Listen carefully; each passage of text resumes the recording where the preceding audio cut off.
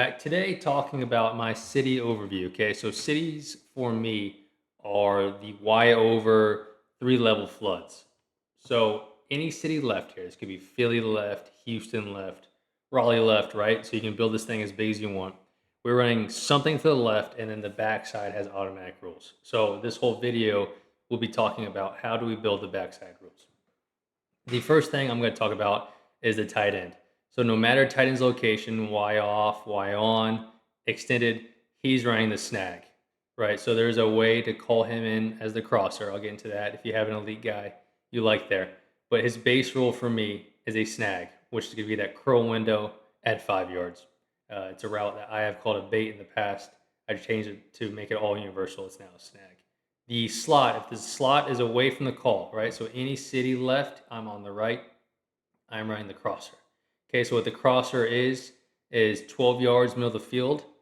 So I'm inside, I'm vertical to 12 yards middle of the field. At that point, I'm gonna stick my foot in the ground. I'm aiming to run out of bounds at 25 yards, right? The earliest place I can accept the ball, catch the ball is gonna be about 17 to 18 yards on the hash, somewhere in that window, right? So it's really easy as a coach to go put a cone out there, 12 yards, put another cone at 25 yards, and then maybe a third cone on the hash to make sure we're hitting our angles. Outside receiver, just there's one thing to be aware of. Do I have a slot with me or not? If the slot is with me, I know he's running the crosser, so I'm on the dig route. Okay, so a 15-yard dig route. If there is no slot here, so slot's on the other side, it could be even Y off, Y on, doesn't matter. If I am the solo receiver, not counting a tight end, then I am on the crosser, right? So same landmarks we talked about earlier. So those are like the basic backside rules of all these three-level floods. And then I'm going to talk about those a little bit. I'm going to show you those. And then kind of the tags we can do off that to protect all these things. So first look, just a really good base look at the rules. Okay, this is a perfect crosser by Cooper Kupp. 12 yards middle of the field, check. Running out of bounds at 25 yards, check. And then he's in that college hash 17 to 18-yard window, so he can accept the ball anywhere from there to the sidelines. Look at the tight end. He runs the snag route, 5 yards, right, hitting his landmark, check. And then the outside receiver with a slot to his side nose, he is on the dig route. So not going to talk at all about anything front side here in this video, just talking about the backside of all these three-level floods. Here's a good look at a outside receiver with no slot, right? So he knows he is now hitting those same crosser landmarks because he's creating the flood now to that side, right? It's really easy if you didn't trust that guy to know that. You could tag him on the crosser. I just assumed they would know if the slot is with them or not. I don't think that's asking too much for that guy to know that. Same type of idea. Okay, different front side pattern, right? Double post now. The same thing for the backside receiver. I like him to come more into the middle of the field before pressing vertical. That's just going to take so long, especially to the field, to get there. I would like him, especially against zone, right? We don't need this big stair step out here. I would like him much tighter, right? Because I need to get him across. Obviously, the field could take so long, right? So he ends up hitting the landmark. It takes a lot longer than it probably should. So inside stem, much more, at least get to the ball before we break across. We're optimizing these plays for zone, not as much against man, obviously. Man, we will be flatter coming across. So nice little fake duo insert type play with Puka now as the crosser. Different front side pattern, backside remains the same. Different front side pattern, backside remains the same, right? So we're just changing the front side of things. If you're a split field operation, this becomes really easy. So you just end up calling the same things backside over and over and over. I'm more of a full field guy to see it better that way for whatever reason. So I built these rules to make that work. Obviously, to the field like this, I kind of like the quarterback's timing here. Right, the receiver is working on hitting those landmarks. It's just he'll get the ball much faster from like a lateral standpoint, working from the boundary to the field. Different front side pattern, same thing backside. Okay, I like this from tight here. Slots on the crosser, he's hitting his landmarks. The tight end is working to get the snag. He gets chunked off, which is fine. Right, the ball's not going backside anyways, right? I like the chip elements here more than anything. And then the outside receiver is going to outside stem to his landmark, push vertical, and then run the dig route at 15 yards. So the majority of this video is going to be about how do I manipulate the backside, right? How do I tag the backside? This first one is how do I get the tight end involved on the crosser route? Groundbreaking stuff here. I just tag H city left, right? So H Philly left here is drawn up. That tells the H he's on the crosser. That also tells the outside receiver, right, that you're locked on the dig. You'll never be a crosser if somebody else is tagged. And if the slot was over there, right, he would take the H's job and run the snag route. So this would be H Philly right. Right, so now the outside receiver knows, okay, I can stem dig it. Tight ends on the same crosser landmarks. It will be a little bit tougher from a tight end position to hit the vertical landmarks to get deep enough, but it's a good job here of working to that spot. Really good look here. This is a great example of it, of working vertically, right, to get to his depth because, right, if this is more of a zone play, I'd still need to get the high-low on the flat defender. Right, like UT does a pretty poor job. He'll run this really shallow a lot of times, and there's no sort of high-low stretch. This is a great job of getting back to his depth, even from an off position. Right, you got the dig behind it.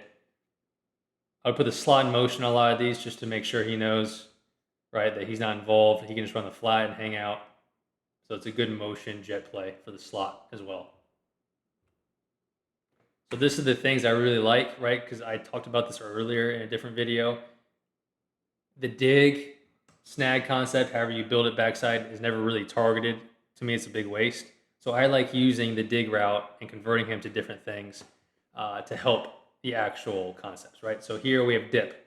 Dip meaning take the dig off and now run a post, right? So we can have a really nice concept over here to the left with an alert quarters post shot, right? So for quarterback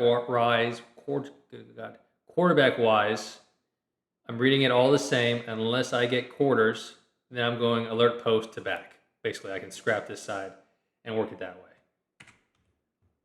Right, so good look here at that in action. Right, flat foot safety, you get old school quarters, you have leverage on the post. This is a hellacious play by Derek Stingley. That's why I got paid $100 gajillion this offseason. Okay, but the quarterback's right. I'm wearing Philly left here with the pylon. Amon Brown is still running if you throw it to him, but the quarterback's read is telling him to take the post. We take the post. Right, it's a really good concept to put on the backside of other good floods. Right, so here's a play called Oxford right dip. So it takes the dig off, and now we're running the post. Good stem to the bottom of the numbers, push vertical. And now I'm expecting the ball 40 yards on the hash. He's a little flat here. I would like him to be a little bit more vertical, and the quarterback can then flatten you if need be. Okay, but another good look. Right, so if this was not quarters, if it was anything else but quarters, we'd be running our normal play and reading it just like we always do. Last look, different concept front side. I have a quick game concept with a deep over top of this. I love this concept. Okay, but now we have an alert post on the back. My other video, I talked about this.